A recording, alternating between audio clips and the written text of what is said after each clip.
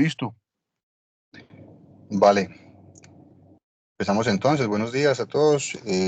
Pues la propuesta del día de hoy es hablar entonces de la hemorragia alveolar difusa y este enfoque que les propongo hoy es muy desde la unidad de cuidados intensivos, entendiendo obviamente que es una patología tiempo dependiente y obviamente el conocimiento de ella hará que tengamos una alta sospecha clínica y que podamos llevar a nuestros pacientes a decisiones terapéuticas tempranas que puedan favorecer desenlaces clínicos favorables que en otras circunstancias podrían llevar al paciente incluso pues a una alta morbimortalidad. Entonces, para empezar, entender entonces que la hemorragia alveolar difusa eh, con una definición un poco simplista, pues representa la presencia de sangre dentro del espacio alveolar y esta es su característica principal, que se da por una ruptura de la membrana alveolocapilar que puede ser de origen multifactorial, pero en el caso específico de las patologías reumatológicas se presenta entonces por una inflamación de las arteriolas, las vénulas o los capilares de esos septos alveolares, lo que tiene, digamos, una configuración fisiopatológica específica conocida con el nombre de capilaritis. Y aunque la hemoptisis es su presentación clínica cardinal, como lo vamos a ver más adelante y como se revisa en los diferentes documentos de la literatura, pues podría estar ausente hasta en la mitad de los pacientes con patología reumatológica y esto pues no nos debería descartar el diagnóstico de estos pacientes. Entonces, cuando hablamos de la hemorragia alveolar difusa, tenemos tres grandes grupos. El mencionado ya, la capilaritis pulmonar, es una capilaritis de tipo alveolar, se da por la infiltración neutrofílica de ese septum alveolar. Esto lleva a una necrosis del intersticio, una pérdida de la integridad y finalmente un sangrado hacia el espacio alveolar. La hemorragia blanda, que es una hemorragia alveolar en ausencia de inflamación o destrucción, y aquí se ven pues, los septum muy bien los septum alveolares con la presencia de glóbulos rojos dentro de ellos, pero con integridad y sin destrucción de estas estructuras como tal, perdón. Y finalmente la hemorragia alveolar difusa como tal, lo que conocemos entonces mucho en cuidado intensivo como el daño alveolar difuso y es típico del SRA que se presenta por un edema de los septos alveolares, un líquido rico en proteínas inflamatorias, lo que termina generando la, digamos, característica fisiopatológica principal del SRA, que es la presencia de membrana hialina en los pacientes. Cuando hablamos entonces del enfoque de la presentación clínica de esta patología, pues no nos desviamos mucho de lo que siempre hemos leído en medicina, tres pilares básicos, la historia clínica, el examen físico y esos paraclínicos complementarios que me lleven a confirmar y a llenarme de herramientas para poder llevar al paciente hacia el diagnóstico. Dentro de la historia clínica hay varias cosas importantes que nos pueden ir dando claves sobre el diagnóstico, la presentación abrupta, que sea generalmente antes de 7 días, siempre, siempre muy importante interrogar por la exposición a fármacos. Aquí pongo algunos, más adelante en la presentación les hablaré específicamente de otros por algunas características, incluso desde el punto de vista inmunológico, pero la exposición a fármacos como la amidarona, que es bastante frecuente en nuestros pacientes en la unidad de cuidados intensivos, el propiltiuracilo, bastante mencionado y bastante relacionado con esta patología, la mezcla en nuestro medio de la cocaína con el levamisol, cada vez más frecuente vemos este tipo de pacientes, la nitrofurantoína, y esta sí que se nos pasa con importante frecuencia y muy importante en los pacientes con artritis reumatoidea, que seguía vamos a ver también enfermedades del tejido conectivo relacionadas con esta patología, que vengan recibiendo leflunomida como parte del tratamiento de su patología. Y esto es especialmente importante porque cuando se da hasta la sospecha diagnóstica, obviamente acá el tiempo sí es muy importante con la administración rápida de la colestiramina para evitar obviamente la progresión o las secuelas de fibrosis pulmonar en estos pacientes como tal. Y los quimioterapéuticos también bastante importante, buscar siempre o tener en cuenta esos pacientes oncológicos con ese tipo de presentación. Finalmente, el trasplante de células hematopoyéticas y actualmente pues bastante de moda el tema del vapeo, que pues sabemos también genera este tipo de daño a nivel pulmonar. Hay una triada, ¿cierto? Digamos que ya mencionamos inicialmente que la hemoptisis pudiera estar ausente en el 50%, en la mitad de los casos, algunos hablan hasta de un tercio, pero la disnea, la tos y la hemoptisis es como la triada que siempre, digamos, se habla en este tipo de patología. Puede haber o no presencia de fiebre por el componente inflamatorio,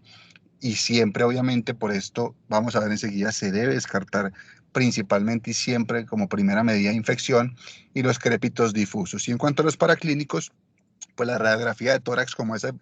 paraclínico de aproximación inicial a este paciente, en el TAC la presencia de opacidades en vidrio esmerilado, que tiene una característica principal y es que son bilaterales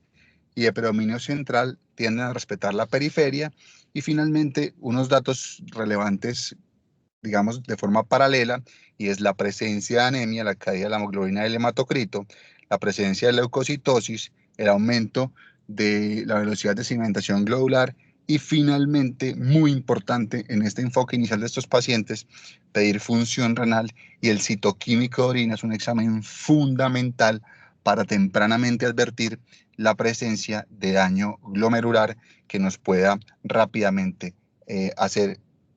confirmar o generar más certeza en la sospecha diagnóstica y por ende, pues actuar de manera más rápida en los pacientes. Eso es una placa de un caso que tuvimos en la clínica bolivariana, de la presentación entonces de una hemorragia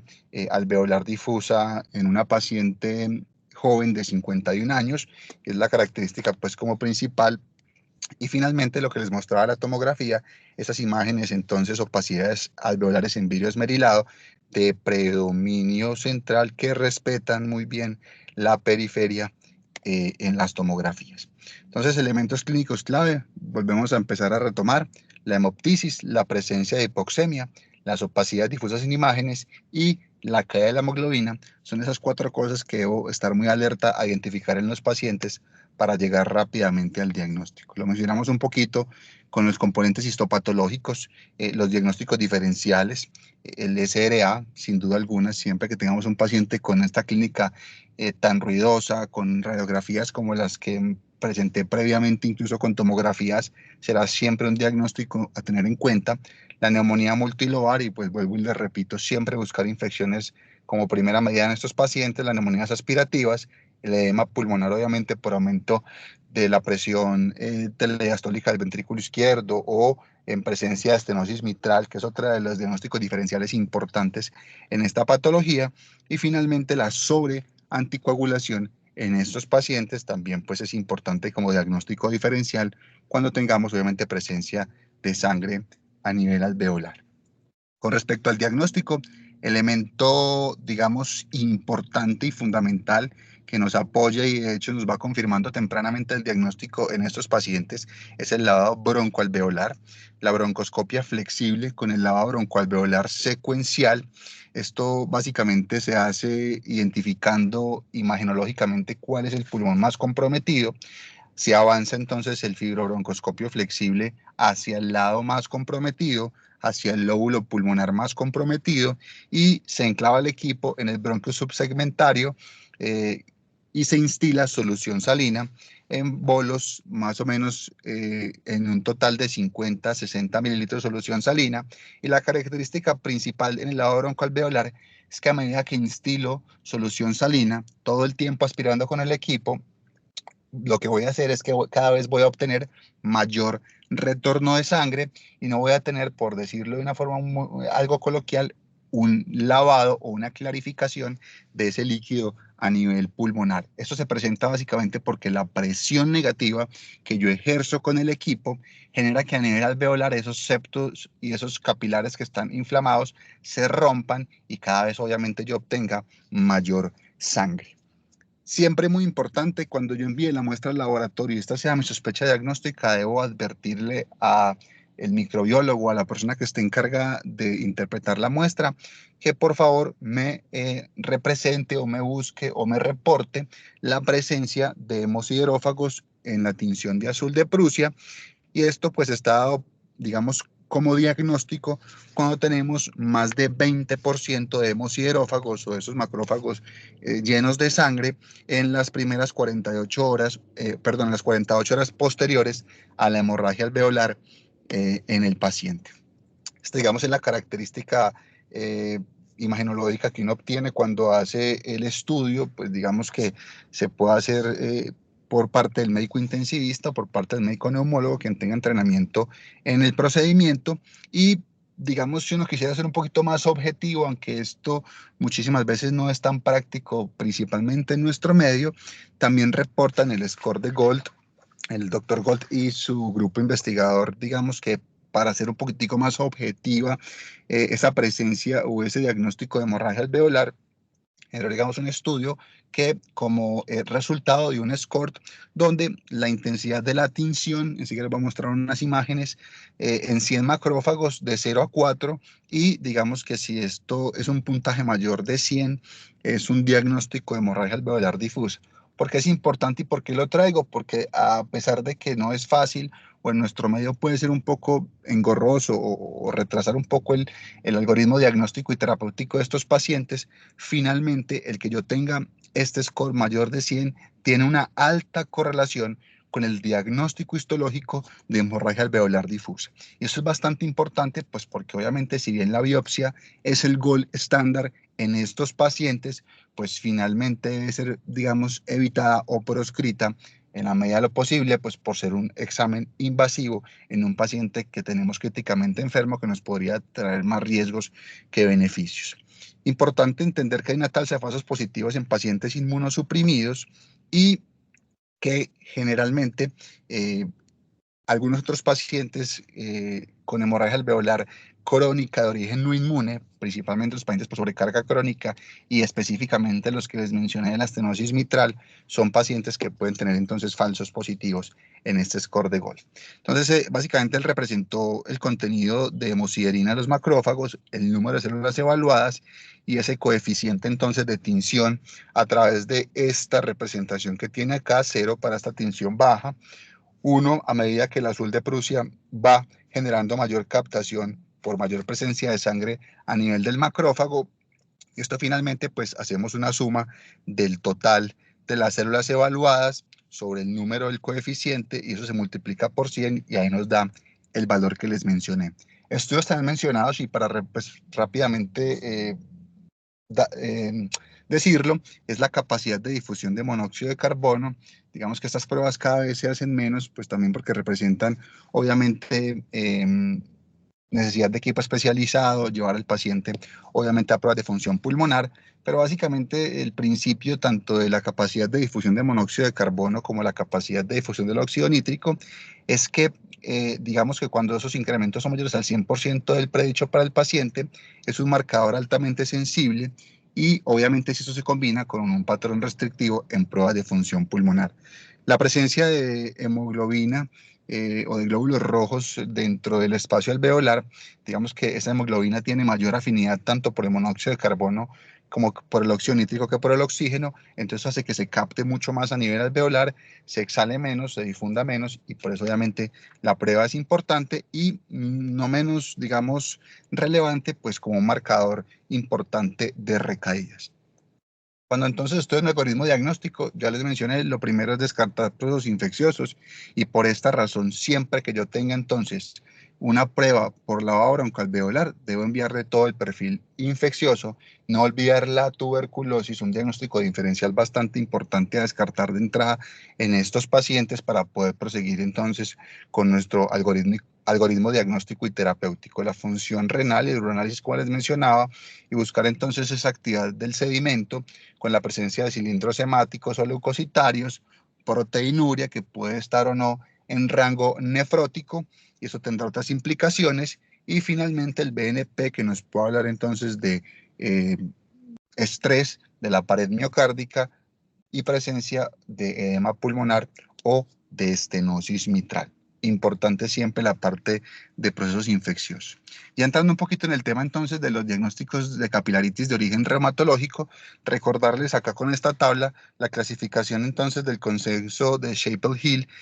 donde básicamente las que nos importan para este tema específico son las vasculitis de pequeños vasos, donde la granulomatosis con poliangitis, la granulomatosis eosinofílica con polangitis y la polangitis microscópica como digamos vasculitis relacionadas con este diagnóstico. Ya obviamente la presencia de anticuerpos contra la membrana basal,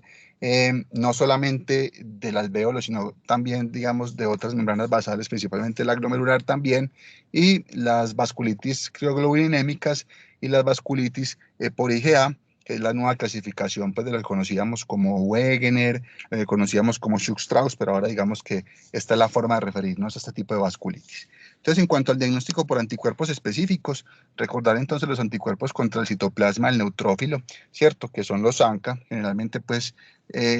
por inmunofluorescencia, pero digamos que muy importante pues mencionar que este tipo de anticuerpos tipo ANCA deberían solicitarse siempre por ELISA para buscar, digamos, el anticuerpo específico que nos dé correlación directa con la enfermedad, específicamente en la granulomatosis con poliangitis, la antiproteinasa 3, para la poliangitis microscópica, lo que se conocía antes como P-ANCA y esta como C-ANCA, los antimieloperoxidasa, y para la granulomatosis, digamos, eosinofílica con poliangitis o el Schuch-Strauss, digamos que son las tres categorías de vasculitis tipo ANCA que deberíamos tener. Ya les mencionaba entonces los anticuerpos contra la membrana basal, también digamos se piden por ELISA directo, digamos que la positividad es altamente sugestiva de la patología y cuando digamos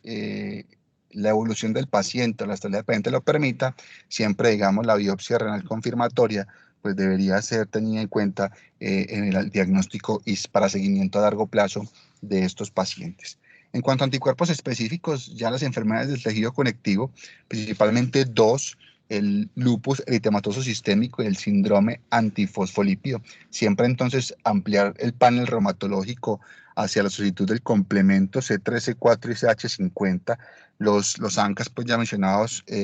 previamente, el anti-DNA doble cadena y muy importante no olvidar los anticuerpos antihistona y esto fundamentalmente en el lupus inducido por medicamentos. Los anticuerpos anticardiolipinas, los antibetados glicoproteína 1 y el anticoagulante lúpico, siempre obviamente en el contexto de síndrome antifosfolípido, también deberían ser parte de ese panel reumatológico. Y lo que les mencionaba previamente, acá digamos algunos otros medicamentos a tener en cuenta o a interrogar en el paciente si ha tenido exposición reciente o no, principalmente la procainamida, la aminociclina, los inhibidores del factor de necrosis tumoral alfa y la terbinafina, porque pues finalmente tienen no solamente una correlación desde el punto de vista clínico, sino que también tienen un patrón de anticuerpos o reumatológico ya establecido que debería también hacer parte de nuestro screening diagnóstico para llevar a estos pacientes. Entonces, generalmente, dependiendo del medicamento, eso es una pregunta que frecuentemente cuando uno, digamos, se enfrenta a pacientes con vasculitis tipo ANCA, que uno sospecha, o por ejemplo, que están, el caso clínico del que les mencionaba, que venía de una terapia quimioterapéutica específica para un CA de endometrio, es decir, esa temporalidad, ¿cierto? ¿Cuál es el tiempo entre la exposición del medicamento y la presencia de la patología?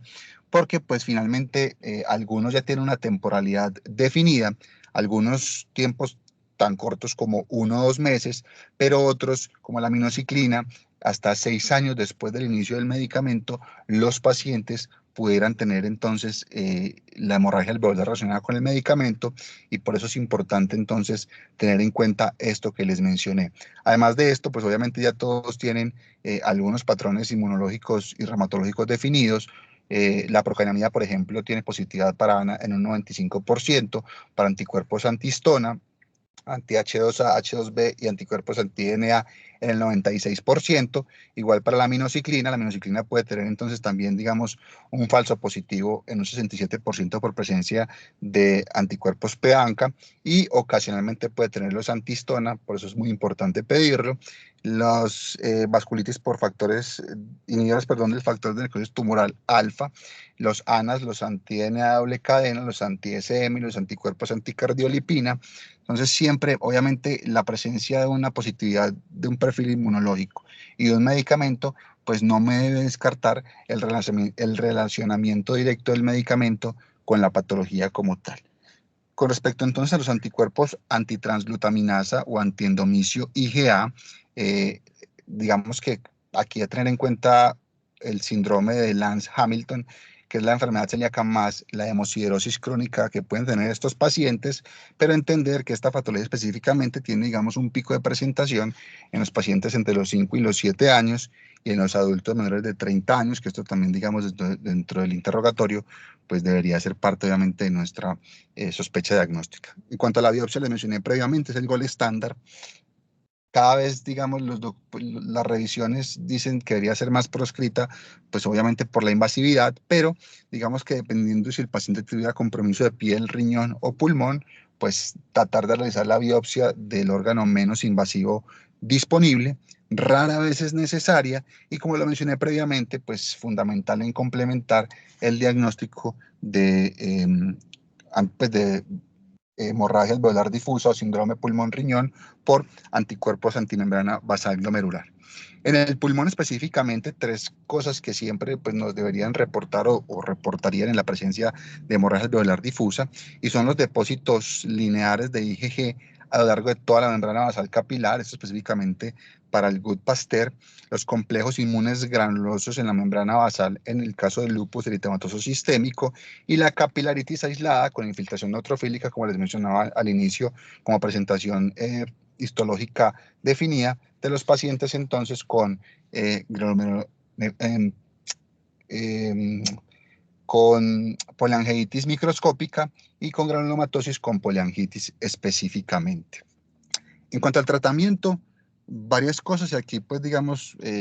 me voy a demorar unos minuticos para dar algunas precisiones específicas. La mayoría de recomendaciones están digamos derivadas de estudios no aleatorizados, principalmente observacionales, series de casos y recomendaciones de expertos. Esto digamos en el orden de peso epidemiológico que puedan tener estas recomendaciones, pero hay excepciones en el contexto principalmente de las presentaciones graves de las vasculitis ANCA y de las crioglobulinemias mixtas. Cuando hablamos del soporte en la unidad de cuidados intensivos, específicamente ese paciente que llega por hipoxemia, por necesidad de ventilación mecánica, por anemia, por presencia de coranémico o cualquier signo de inestabilidad que amerite monitorización invasiva en la unidad de cuidados intensivos, entonces el tratamiento se divide en dos fundamentalmente. El tratamiento de soporte, que va desde la ventilación mecánica, hasta, digamos, algunos casos reportados en ECMO, y las medidas de soporte hemodinámico y transfusional, y el etiológico, que dependerá entonces claramente de lo que estemos sospechando. El cese de fármacos relacionado con medicamentos específicamente, los glucocorticoides como esa terapia, digamos, bandera de todo este tipo de patologías y finalmente la terapia inmunosupresora complementaria que dependerá de cada patología específica, pero pues vamos a ver que básicamente se resume a dos medicamentos. Este estudio entonces, el estudio PEXIVAS, digamos, en el New England Journal, este estudio básicamente lo que quería buscar era, digamos, la efectividad entonces de los intercambios plasmáticos o la plasmaféresis y, perdón, y los glucocorticoides, cuál era su, digamos, efecto en la vasculitis grave asociada a anticuerpos ANCA como tal. Entonces, lo primero, pues ellos tenían dos, pues tenían desenlaces primarios y secundarios. Entre los primarios, la mortalidad y la presencia de enfermedad renal crónica pues, o el desenlace de que el paciente terminara con enfermedad renal crónica en los pacientes que eran llevados a plasma y aquellos que eran, pues, no eran expuestos a plasmaféresis, y en los pacientes que tenían una dosis baja de glucocorticoides con los pacientes que tenían una dosis estándar de glucocorticoides. Grande, para ninguno de los dos grupos hubo, digamos, un resultado estadísticamente significativo en cuanto a la mortalidad o a que el paciente terminara con el desenlace de enfermedad renal crónica o que evitara el desenlace en esos pacientes. Y en cuanto a estos desenlaces secundarios, pues digamos que eh, también un poquito, pues, relacionado obviamente con el efecto de los corticoides, pues digamos que lo único que tuvo un resultado estadísticamente significativo fue, digamos, la presencia de infecciones graves a un año después de la exposición a glucocorticoides en el grupo de dosis bajas de glucocorticoides, y esto con respecto al desenlace primario en los glucocorticoides, la dosis reducida, digamos, de glucocorticoides con respecto a la dosis estándar, pues no hubo resultados estadísticamente significativos. Esta tabla que está acá, digamos, es la dosis por miligramos día de equivalente a prednisona en pacientes con rituximab o ciclofosfamida, pues regímenes basados en uno u otro, para la inducción de remisión en los pacientes específicamente con granulomatosis con poliangitis y con poliangitis microscópica. Esto, digamos, basado en el peso del paciente, pero este es el punto, digamos, más importante, entender que las dosis que aquí se proponen son, digamos, pues se podrían utilizar en este tipo de pacientes como tal, pero que se debe específicamente en el contexto de unidad de cuidado intensivo considerar el uso de la metilprednisolona intravenosa con dosis acumuladas entre 1 a 3 gramos entre el día 1 a 3 en pacientes con enfermedad activa grave, incluidos aquellos pacientes que puedan tener, no solamente lo limitan al que lo tenga o no lo tenga, compromiso renal documentado, pues en este caso específicamente para el estudio, con una tasa de filtración glomerular menor de 50 y la presencia de hemorragia alveolar difusa. Aquí importante, les traía pues este estudio un poquito también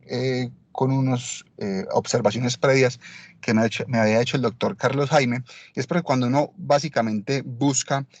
las dosis de glucocorticoides para este tipo de patologías, las diferentes revisiones que se hacen al respecto, casi siempre la mayoría van hacia tendencia a 1 gramo y extenderlo hacia 5 días, y digamos que esos 2 días adicionales a partir del tercer día, ya como lo mostró el estudio, pues tendría un poquitico más de impacto hacia esos desenlaces secundarios o eventos adversos asociados al uso de esteroides, principalmente el riesgo de infecciones, pues el efecto no genómico, que es el efecto que buscamos inicialmente con los corticoides en esos primeros, pues en este manejo principalmente, digamos a partir del tercer día, ya no se tiene, por lo que tanto pues extenderlo a 5 días, pues digamos no tendría un beneficio adicional en los pacientes. Con respecto a la hemorragia alveolar difusa con capilaritis, pues entender que es una condición amenazante de la vida y por ello requiere un tratamiento rápido. Los glucocorticoides con ciclofosfamida y o rituximab más plasmaféresis, dependiendo de la severidad de la enfermedad, de qué tanta respuesta hubo a esos esteroides inicialmente y a la patología específica, podrían ser, digamos, la combinación en ese tipo de pacientes. Y aquí cuando hablamos de la severidad de la enfermedad, podemos hablar de ese paciente que a pesar de ese pulso inicial de esteroides, de la ventilación mecánica, del soporte transfusional, persistiera con actividad, con sangrado persistente a través del tubo orotraqueal, con anemización persistente, con compromiso renal progresivo, que puede ser dado o por deterioro de la creatinina, por deterioro del bono, por presencia de acidosis metabólica, cualquiera que sea, y que el paciente progrese, digamos que la plasmaféresis específicamente ahí, pues una terapia de rescate importante para obviamente evitar los desenlaces adversos en los pacientes. Entonces, lo que les mencionaba, eso lo traigo específicamente de un artículo que lo recomendaba previo, obviamente, a haber hecho la revisión del artículo que les mostré previamente, y es las dosis entonces prednisolona 500 a 1 gramo por 5 días. Recordemos, entonces, esto puede ser hasta 3 días. Siempre hacer el desmonte con esteroide oral hasta una dosis de mantenimiento, y inicialmente esto era una recomendación de expertos, específicamente para patologías como los anticuerpos antimembrana basal glomerular, las vasculitis sistémicas y la capilaritis pulmonar pausoinmune, que es aquella entonces que tiene toda la presencia histopatológica de infiltración neutrofílica del septum y de los capilares vénulas a nivel pulmonar, pero con negatividad de anticuerpos en estos pacientes. La ciclofosfamida, 0.75 gramos por metro cuadrado, principalmente en la granulomatosis con poliangitis, en la polangitis microscópica, y esta recomendación sale de otro estudio que es el RAVE Trial, y el rituximab principalmente para, digamos, a dosis de 375 miligramos por metro cuadrado semanal durante 4 semanas, que comparado entonces con la ciclofosfamida genera mayor remisión de la enfermedad a 6 meses. Y la plasmaféresis, pues ya lo mencionábamos, esas hemorragias amenazantes de la vida en pacientes con ventilación mecánica, y pues ya lo mencionaremos enseguida, también en los pacientes con antimembrana basal glomerular o Goodbuster, donde la plasmaféresis, las altas dosis de glucocorticoides y finalmente la ciclofosfamida en este orden, pues son los esquemas de tratamiento planteados para estos pacientes. Con respecto a la crioglobulinemia mixta, siempre que tengamos este tipo de patologías, lo primero es tratar la condición de base, por eso deberíamos extender los estudios también a solicitar serología para VIH, hepatitis C, hepatitis B, siempre entonces, excepto la hepatitis C, en el VIH y en la hepatitis B siempre irá primero la terapia antiviral y después la inmunosupresión con glucocorticoides más rituximab. Y en la hepatitis C, por el contrario, primero entonces llevo al paciente a la inmunosupresión y luego le ofrezco la terapia antiviral. La plasmaféresis en la clorurina mixta es controversial, pero pues si se llegara a considerar o el paciente llegara a necesitarla por la gravedad de la enfermedad, pues obviamente se considera pues que el líquido de recambio debería ser previamente llevado a una temperatura similar a la del paciente para evitar las precipitaciones entonces de las crioglobulinas por la administración de la plasmaféresis. En el lupus, entonces, igual, metil es 500 a 1 gramo por 3 a 5 días, más la terapia inmunosupresora. Aquí ya tenemos entonces un arsenal terapéutico un poquitico más amplio. La ciclofosfamida, la satioprina, el micofenolato y el rituximab podrían ser opciones, digamos, derivadas para el manejo de capilaritis o hemorragia alveolar difusa asociada. Y en la pausoinmune, los glucocorticoides más la ciclofosfamida, eh, fundamental, y la dosis de glucocorticoides pues dependerá entonces de si el paciente está o no en ventilación mecánica. Para la ventilación mecánica, que es el grave, recordar entonces metilada a dosis altas, no hay, digamos, ningún reparo a esta recomendación, pero si el paciente no está en ventilación mecánica, pues pudiéramos utilizar ya un poquitico dosis más ajustadas a lo que nos mostraba el Pexival, perdón, en cuanto a prednisona, 1 miligramo por kilo por día, como dosis de esteroide en estos pacientes. La endosía por fármacos, siempre suspenderle, pero también recuerde que hay algunos de estos fármacos, como les mostré, que tienen un perfil autoinmune asociado, por eso los glucocorticoides también son importantes en esta población específica de pacientes. Y en cuanto a la sobreanticoagulación, otra causa bastante frecuente de hemorragia alveolar difusa, pues el concentrado de complejo protrombínico, el Octaplex para nuestro medio, y los antifibrinolíticos, pues deberán ser nuestros medicamentos de elección. Aquí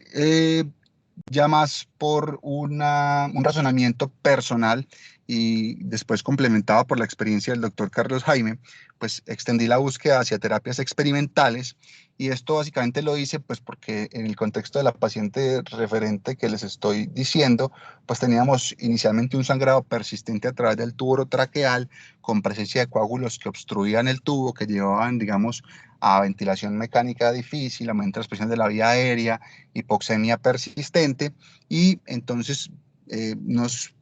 me planteé personalmente pues qué tan útil era la administración de fármacos a través del tubo orotraqueal que buscaran entonces el control local de la hemorragia a nivel alveolar. Entonces, digamos que desde terapias experimentales como trasplante halogénico de células hematopoyéticas en este tipo de pacientes, hasta infusiones de ácido aminocaproico, para nosotros entonces el ácido tranexámico más la metilprednisolona. Estas dos, digamos, de estudios de series de casos pequeños, de recomendaciones de expertos, donde pues la recomendación no es tan fuerte ni tan clara. Y finalmente la administración de factor 7 recombinante a través del tubo urotraqueal. Esto sale entonces de un artículo que es este que les muestro acá, Respiratory Medicine Case Reports del 2022, donde extrapolan la recomendación pues de varias series de casos que ellos reportan ahí, la principal de 170 pacientes. Las dosis de administración iban en rangos de 35 a 200 microgramos dosis a través del tubo urotraqueal, pero digamos la dosis recomendada son 20 microgramos por kilo cada 8 horas por 3 dosis, es decir, por un día, de factor 7 recombinante a través del tubo urotraqueal, con resultados, digamos, importantes en cuanto al control local de la hemorragia en esos pacientes en los que el no control de la hemorragia y en los que la inmunosupresión se nos puede demorar un poquito más para darnos control de síntomas, nos puede dar una mano en favorecer entonces que la ventilación mecánica no sea difícil en estos pacientes. En cuanto al pronóstico, pues siempre entender que cada episodio de hemorragia alveolar o episodios repetitivos finalmente se traducirán en fibrosis pulmonar para el paciente, y las que más se relacionan con fibrosis pulmonar son la estenosis mitral y la granulomatosis con poliangitis, y esto no es menos importante, y por eso digamos el mensaje de pensar rápidamente en la enfermedad, actuar rápidamente en cuanto a las consideraciones terapéuticas y farmacológicas. Las tasas de sobrevida relacionadas con la patología llevan a mortalidades tempranas entre un 25 y a un 50%, principalmente en pacientes con lupus y con enfermedad riñón-pulmón por un Gutt-Pasteur, y obviamente aquellos con comorbilidades asociadas se mueren mucho más, alcanzando en algunos registros mortalidad hasta del 80%. Este algoritmo lo traigo pues de una revisión, esto se lo agregué a la presentación inicial, me pareció muy práctico, y digamos que pues para que quienes estén ahí, si les interesa pues tomarle un pantallazo de alguna cosa de manera rápida, nos podría llevar entonces al diagnóstico. Pues, primero sospecharla, confirmarla como les mencionaba por lado broncoalveolar, eh, excluir siempre diagnósticos alternativos, digamos si hay relación o no con medicamentos, y los ANCA son negativos, remover el medicamento y seguir con o sin esteroide, y considerar acá, como les decía, en esos que presentan ANCAs positivos, la inmunosupresión. Si hay enfermedad valvular de base o hay un BNP alto, pues una ecocardiografía siempre es importante en esta población específica de pacientes, pero si esto no llegara a presentarse así, pues ampliar el perfil de anticuerpos que les mencionaba previamente, incluido siempre entonces el uroanálisis y el perfil de coagulación, o si ya tengo signos clínicos de vasculitis o enfermedad del tejido conectivo, en esto pues siempre apoyando a reumatología, pues por su entrenamiento clínico en detectar ese tipo de manifestaciones un poquitico mejor que los que no estamos entrenados en esto, y finalmente resumirnos a lo que les mencionaba: antimembrana basal glomerular, plasmaféresis, corticosteroides, ciclofosfamida, vasculitis de pequeños vasos y lupus. La idiopática, considerar la biopsia entonces, que es esta que tiene, o lo que llamamos también pausa inmune. La esclerosis sistémica también, digamos acá,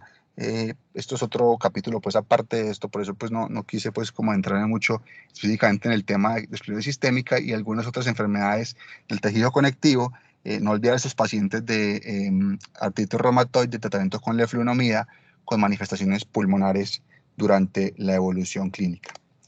Muchas gracias. Este es como el enfoque que les quería pues presentar desde la unidad de cuidados intensivos, y quedo atento entonces a comentarios. Muchas gracias.